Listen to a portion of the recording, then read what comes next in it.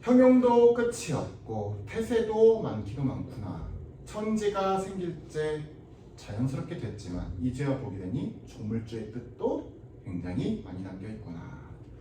비로봉 상상두의 올라보니 기미신고 했어요. 비로봉 상상두에 올라가 보니 그가 누가 있는가 라는 것이야. 비로봉 상상두는 그 금강산에서 제일 높다는 비로봉의 맨 마지막 가장 꼭대기에 올라본 사람 그 누가 있는가야. 그럼 서리법적이지. 아무도 없었다지. 너무 높아서. 그래서 서리법이 되는 거고, 동산, 태산이 어느야 높떴던 거. 동산, 태산 다 여기 옆에 나온 것처럼 동산과 태산은 중국에 있는 산이고 맹자라는 책에 공자께서 동산에 올라 노나라를 작다라고 하셨고 태산에 올라 천하를 작다라고 하였던 구절에서 인용한 표현이다. 그래서 중국의 동산, 태산이 어디가 더 높단 말인가? 노국 좁은 줄도 우리는 모르거든. 넓거나 넓은 천하 어찌하야 작단 말고. 우리는 노국, 노나라 땅, 그러니까 중국 땅이 넓다라는 것도 이해할 수 없는, 노나라 땅이 좁다라는 것도 우리는 이해할 수가 없는데, 그죠? 보통 애기들한테 중국이 좁다라고 쉽게 노나라가 좁다라고 말할 수 있어? 없어. 그치? 그냥 끝이 보이지 않는 평원 같은 게 있는 거야. 그러니까 우리는 쉽게 상상하면 큰 땅을 그러면 미국 땅이나 무슨 호주 땅처럼 드넓은 평원 같은 것들을 생각하면 중국에는 다 있어. 우리나라 중국 사람들 무시해서 그렇지 중국에 정말 다 있어. 그럴 만큼 대국이 노나라 땅이 넓은 것은 우리 아는데 좁다라고 표현하기는 그 공자의 어떤 그런 후연지기는 우리는 전혀 이해할 수 없는데 넓고도 넓은 천하를 온 세상을 어찌하여 공자님은 작다고 말하셨을까라는 거지. 어와 저 지위를 어이하면 알거이고 감탄사고 어마는 저 지위, 저 호연지기를 공자님의 호연지기를 우리는 어찌하면 안단 말인가. 아직은 알 수 없다는 거지. 오르지 못하거니 나려감이 고이할까라고 했어요. 이것도 역시 서리법이야. 오르지 못하니 다시 내려감이 이상할까라는 건 전혀 이상하지 않다라는 거지. 그러니까 내려올 거야. 지금 금강산에 올라가 있잖아. 높은 곳으로 다시 내려가겠다라는 표현과 동시에 뭐예요? 공자의 호연지까지는 오르지 못하니 겸손해짐이 당연하다. 거기에 대해서 덤빌 수가 없다라는 말이지, 그지? 그래서 공자의 호연지기를 따르기가 어렵다. 거기 호연지기는 나오는데 호연지기라는 단어도 짚어두시죠, 그죠? 어떤 그 넓은 기계와 그런 어떤 그 폭풍이 넓음 이런 것들을 말하는 게 호연지기. 용맹하고 배차고 또 포부가 넓은 사람들, 그런 사람들 호연지기가 됐다고 하는 거지. 넘겨볼게요. 고이하다는 것은 이상하다는 뜻이었고, 자 원통골 가는 길로 사자봉을 찾아가냐. 원통골 가는 길은 가다가 아니라 가느다라는 길이, 좁은 길.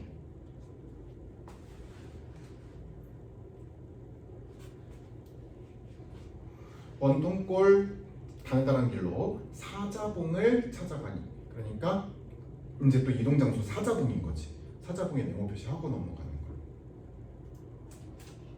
그 알패 너러바위 활용소 되어세라라고 했어요. 그 앞에 넓은 바위가 활용소가 되었거나예요.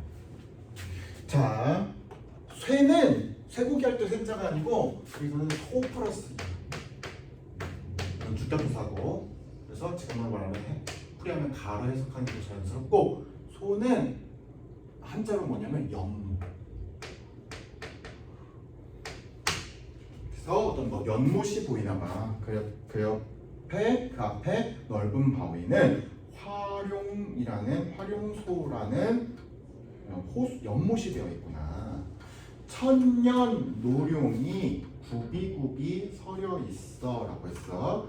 그 구불구불한 모습이 마치 천년 묵은 노룡, 늙은 용 같았는데 그거는 화자 자신을 얘기하거든. 여기 되게 중요한 표현이야. 널 붙여놓고 천년노룡은 어떤 자신을 얘기하냐면 정치적으로 노련한 자신을 얘기. 거기다가 동일시하는 대상, 자신과 동일시하는 대상이라고 써놓고 거기 옆에 정치적으로 관록 있는 나, 뭐 이런 식으로 좀 써주면 돼. 천년 묵은 노룡, 늙은 용, 정치적 관록이 깊은 나, 정치적으로 관록 있는 나 이런 식으로 써놓으면 되고 구비 서려 있어 주야에 흘러내어 창해에 미어시니 주야 거기다가 한자 풀이하면 낮과 밤이라고 쓰면 되고 낮과 밤 즉 계속이라는 의미야. 끊임없이.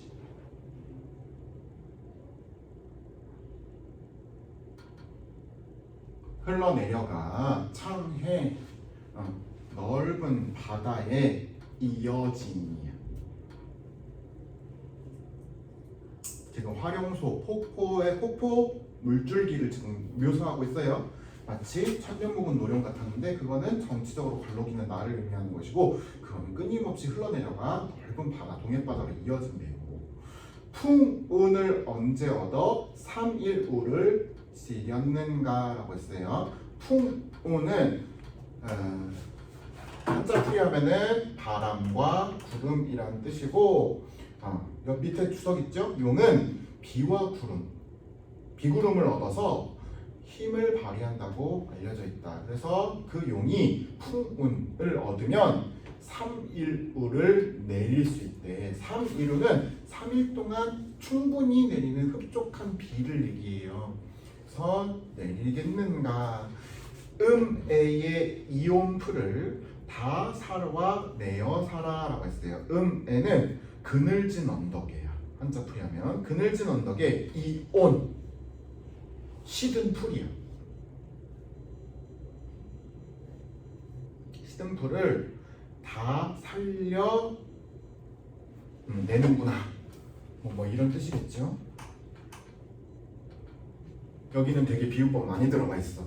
여기 되게 중요한 단락이고 거기다 별표 쳐놓으면 좋을 것 같고 뭐냐면 그 천년노령은 정치적으로 관록이 있는 나를 상징한다고 했지. 그래서 이런 정치에다가 비유인데 말하자면은 이 물줄기가 천년노령과 비슷하다고 했고 이건 화자 자신을 의미하는 거라고 했어. 얘는 풍운을 얻으면 아까 말한 비구름이라 했지? 이가 비유하는 게 뭐냐면 정치적으로 좋은 기회를 얻어서 3일우를 내리면 그 어떤 그늘진 언덕에 시들어가는 풀들을 다 살려낼 수 있다고 했어. 그럼 비유적으로 뭐라면 3일우는 선뻑 내리는 비라고 했지? 이거는 좋은 정치. 선정, 한자로 말하면 선정을 하면 좋은 정치를 펼치면 음의 이온풀은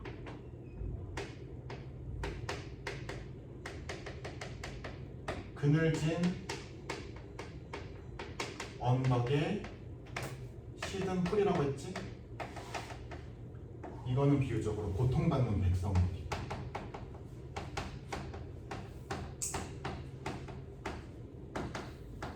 들을 다 살려내고 싶구나 가 돼요. 그러니까 자기가 잘난 척하면서 정치에 관록이 있으니 정치를 잘해서 지금 고통받고 가난한 백성들을 다 먹고 살기 좋게 다 살려내고 싶다. 뭐 이런 의미가 돼. 그래서 시든 풀은 백성을 의미하고요. 비를 내리는 용은 정치가를 비유하는데 즉 본인 자신을 비유하는 것이고 이는 선정의 포부, 좋은 정치를 하겠다는 포부를 의미하며 이거는 백성들을 사랑하는 마음인 애민정신도 갖고 있는 것이고 우국, 나라를 근심하고 걱정하는 마음도 담겨있고 순고미도 느껴집니다 라고 했어요. 어쨌든 중요한 단어니 비유법적 문제 많이 나오는 부분이야. 자, 마하연 묘길상 앞문제 넘어디어 외나무 썩은 다리 불정대야. 불등디 뭐 이렇게 써있어가지고 무슨 글자인지 모르겠지만 불 한자 지금 우리 있는 대로 쓰는 불정대. 대로 끝나면 뭐라 했어요? 전망대라고 했죠? 높은 곳으로 올라갔지. 천심절벽을 반공에 세워두고 천길이나 되는 높은 절벽을 허공 속에다 세워두고 그러니까 대낮 비빔은 전망대에 올라가서 이렇게 보니까 찾아가 보니까 천길이 되는 높은 절벽이 있어요. 은하수 한 구비를 촌촌히 버여내요 그랬어요. 은하수 이게 막 별빛이 마치 호수를 이룬 것처럼 이렇게 갤럭시 있죠? 그런 이게 막 물을 하나에 흐르는 물을 보는 것처럼 얘에서 흘러가는 폭포수를 그게 마치 은하수가 총총총 바뀌어 있는 것 같았다라는 그런 표현이죠. 비유법이고 한구비를 촌촌히 잘라내서 베어내어서 실같이 풀어내어 배같이 걸어시니 같이 동그라미 해볼까요? 뭐뭐같이는 직유법이에요? 아니면 은유법이에요? 마치 뭐뭐 같은 직유법이지 그지? 그거가 만약에 말하자면 이렇게 오색 실을 펼쳐놓은 것 같았고 실에 비유고 했고 그 다음에 마치 한 폭의 배 있지 3배를 잘라서 걸어놓은 것도 같았어. 3배에 비유했어. 얘네는 직유법. 그 다음에 은하수의 비유는 은유법. 다 원관용 뭐예요? 폭포수.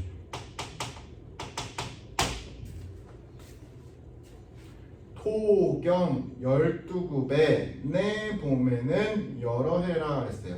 산수도경이라는 그 그림책, 풍경을 나타내는 그림책에는 12급이라고 얘기했지만 내가 보기에는 그보다 훨씬 더 많다라는 뜻이에요.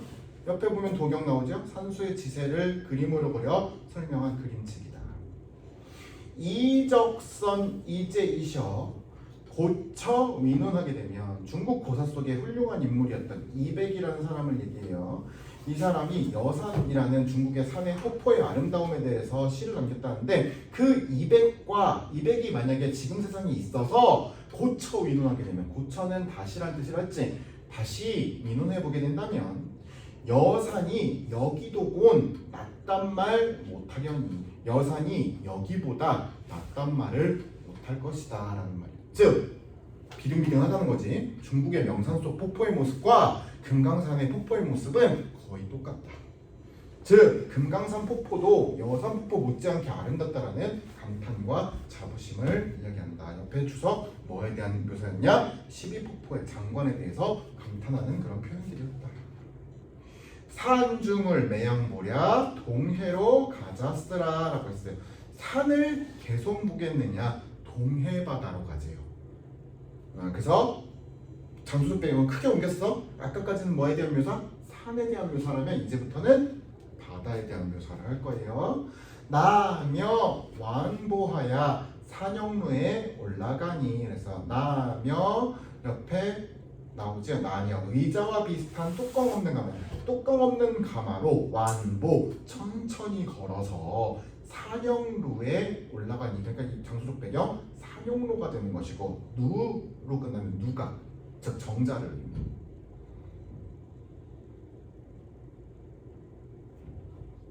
산영루라는 누각에 올라가니 영롱벽계와 수성대교는 이별을 원하는 듯 영롱한 아주 깨끗한 벽계 시냇물과 수성 여러 소리로 깨꼴깨꼴 울고 짹짹짹짹 우는 제조는 모든 새들은 이별을 원하는 건 원트가 아니라 원망하는 뜻이야. 즉 내가 산에서 내려와서 바다로 떠나가기가 아쉽다는 거를 얘네들이 마치 원망하는 것처럼 표현하는 거야. 이걸 뭐라고 그러냐면 감정이입이라고 하는 거예요. 즉 영롱벽계 수성대교는 내 감정, 내가 이별하기가 아쉽다, 산에서 내려오기가 뭔가 아쉬운 마음이 있다라는 것을 얘네들을 통해 가지고 졸졸졸 흐르는 시냇물의 소리 속에 깨깨꼴 짹짹짹 우는 새소리 속에다가 감정이입을 하는 거야. 원망하는 건 다 마자식인 거야. 이별이 싫은 거는. 시냇물과 새를 통해서 금강산을 떠나는 화자의 아쉬움을 표현하였다. 자연 친화적인 모습을 보인다. 정기를 떨치니 오색이 넘노는 듯. 정기는 이렇게 이동하는 사람들 앞에서 서갖고 깃발 흔드는 거야. 그게 마치 오색이, 거기에 말하자면 빨간색도 있고 뭐 초록색도 있고 노란색도 있고 파란색도 있었겠지. 그런 여러 가지 색깔이 막 넘실넘실하는 것 같았어. 뭐뭐 하는 듯. 거기다 동그라미 치고 비유법 중에 지규라고 쓰면 돼. 고각을 섞어보니, 고각은 북과 나팔이야. 나발이라고 하는 북과 나팔을 섞어서 보니 해운이 다 걷는 듯. 바닷구름이에요. 바닷구름이 다 거치는 듯. 자, 되게 용맹스럽고 씩씩한 그 어떤 관찰사의 이동 모습이 느껴지지? 이게 퍼레이드 하듯이 깃발을 막 흔들고 있었고, 오색이 넘실넘실하게 펄럭펄럭 펼치고 있었고, 우리가 지나가니까 그러면서 북과 나발을 막 이렇게 악기를 이렇게 부니까 바닷구름이 싹 펼쳐지는 것처럼, 이렇게 다 거치는 것처럼 이렇게 씩씩하고 이렇게 리듬감 있게 바다 쪽으로 옮겨가고 있네요. 336쪽 보겠습니다. 명사길 닉은 물이 취선을 빚기 싫어 그랬어요. 명사는 고운 모래길이야. 닉은 말은 익숙한 말이야. 즉 모래 사장 같은 데를 지금 걷고 있는 거야. 뭐가? 말이. 왜? 잘 걸어. 왜? 익숙하니까. 다시 한번 고운 모래길 익숙한 말이 취선, 취한 신선이야. 취한 신선을 비스듬히 실었대. 누구야? 원간요 화자야. 즉 자기 자신을 신선에 비유했어. 산신령처럼 비유했어. 뭐야? 도교 사상이지, 그치? 신비스러운 사상, 도교적인 사상, 신선 사상을 좋아하는 것이었고, 거기 도교 사상이 잘 드러났고, 바다를 곁에 두고 해당화로 들어가니, 바다를 곁에 두고 해당화 꽃 펼쳐져 있는 곳으로 들어가니, 백구야 날지 마라 네 벗인 줄 어찌하는. 백구는 흰 갈매기예요. 와가 날지 말거라 네 벗이 여기 있는 줄 어찌하느냐. 뭐예요? 나는 흰 갈매기와 내가 하나가 되었다는 노라일체의 감수성 같은 거지, 그지? 자연을 사랑하고 뭐 이런 표현이고. 백옥로 남은 기둥 다만 내이 금란골 돌아들어 총석정에 올라가니. 총석정 역시 이동장소죠. 정을 끊었으니까 정자야. 다 비슷비슷한 누각을 의미해요. 거기에 이렇게 이런 애들 있잖아. 한자에 다 지붕 의미하는 거야. 이렇게 기와 있는 거. 네, 올라가니 백옥로의 남은 기둥 다만 넷이 서 있구나. 공수의 성령인가 귀부로 다듬은가. 저기 옆에 보시면 공수, 옛날 중국의 유명한 장인을 의미한다. 공수의 성녀인가 솜씨인가 귀부, 아주 신비스러운 귀신의 망치로 도끼로 다듬은 건가. 뭐야? 아름답다는 의미지 뭐. 구태야 육면은 무엇을 상토던 거. 구태야 육면, 이렇게 육면체로 이렇게 되어 있었나 봐. 육각 모양으로. 그것은 무엇을 형상화한 것인가.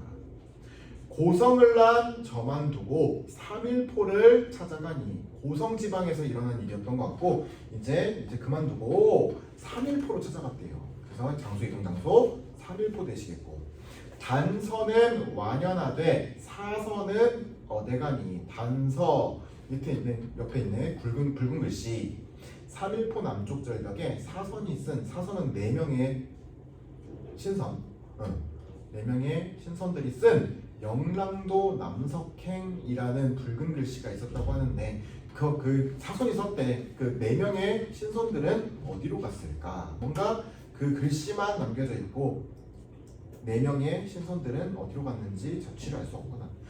이 사흘 머문 후에 어대가 또 머물고 3일포지 그지? 3일 동안 머물렀다고 해서 그래서 이 3일을 머문 뒤에는 어디 가서 또 머물까? 선유담 영남호 거기가 있는가? 누가? 그 사선들이 청간정 만경대 몇 곳에 안뒀던가? 몇 곳을 지나갔던가? 몇 곳을 다녀갔던가? 이화는 벌써 지고 접동새가 쓸필 접동새 동그라미 치고 역시 감정이입의 소재예요. 내가 뭔가 시간이 가고 이런 것들에 대해서 좀 서러워하는 마음 같은 것들이 있다는 것이고 낙산 동방으로 의상대에 올라앉아 의상대 전망대 지역은 대로 끝났으니까 장소적 이동 장소 의상대가 되겠고 올라앉아 보니 일출을 보리라 밤중만 이러하니 일출을 보겠다고 한밤중에 일어나 보냐 그치? 일출 보려면 우리 몇 시에 일어나야 돼요? 동해바다에서 우리 막 거기 가지 해 뜨는 장소 같은 데 많이 가잖아. 거기 어디니? 갑자기 생각이 안 나네. 정동진 같은 데 거기 가서 한낮에 사람들 거기 가서 서 있니? 아니지. 깡새벽에 가 있지. 막 조금 추운 계절 막 설날 이럴 때는 막 꽁꽁꽁꽁 싸매고 가잖아. 롱패딩 입고 막 휘감고 새벽에 갔다는 얘기야. 한밤중에 가서 앉아있으니 일출 해가 떠오른다. 낮 시절에 영원히 하나밖에 없는 존재 뭐를 가리켜요? 임금님을 상징해. 그래서 해를 보리라 일출을 보리라 한밤중에 일어나 보니 상운이 지피는 동 육룡이 밭에는 동 상서로운 구름이 그를 감싸는 듯도 했고 육룡 6용이 그 해를 떠받치는 듯도 했다. 굉장히 상서롭고 이 멋진 풍경이죠. 마치 흰 구름이 이렇게 받치는 듯 옆에서 이렇게 흘러가는 듯도 했고 육룡이 받치는 듯도 했다. 이렇게 6용들이 어떤 상서로운 해를 떠받치는 듯도 했다. 바다에 떠날 때는 만국이 이리더니 바다를 떠날 때는 만국이 일렁일렁 하던 거야. 이건 뭐냐면 일출 장면을 묘사 그렇게 써놓은데요. 일출 장면을 묘사.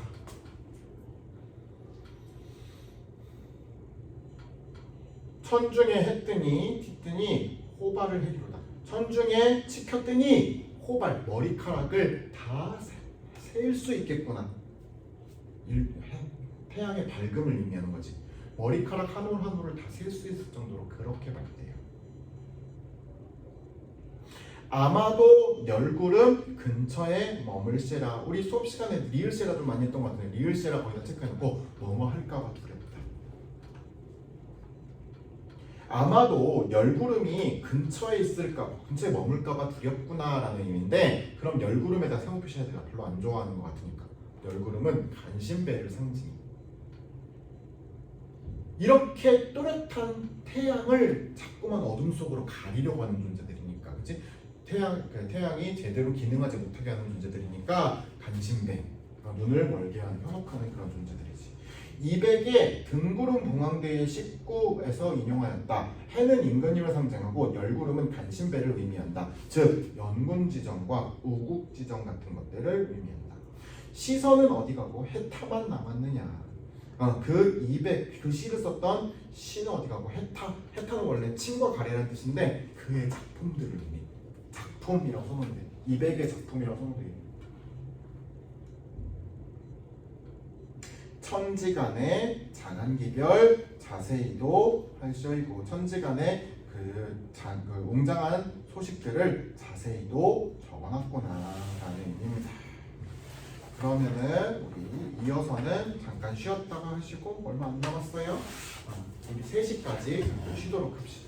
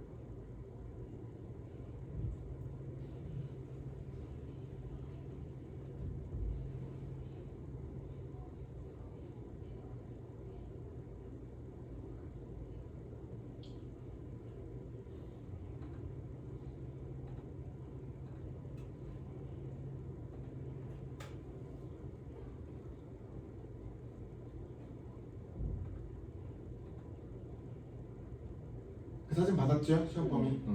거기에 맞춰서 공부하면 될 것 같고 거기에 맞춰서 나가면 될 것 같아요.